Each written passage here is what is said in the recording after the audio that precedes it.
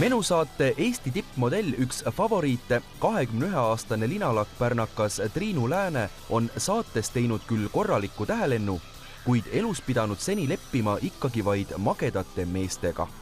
Triinu ütleb, et mehed pole teda veel oma originaalsusega üllatanud. Ta unistab enda sõnul printsist valgel hobusel. Seni olevat ta aga ainult konni ligi meelitanud. But how did you feel? I'm too fat. Well, that's absolute nonsense, all right? Triinu peab mehe juures tähtsaimaks atraktiivsust, mis hõlmab ühtviisi ka sisemist ilu ning headust. Lisaks peaks vastassoo esindaja olema ka siiras, intelligentne ja ambitsioonikas. Ent olgu meestega kuidas on, oma unistustest ja karjäärist, milleks võib uks avaneda just tänu tippmodelli saatele, Triinu ei loobuks.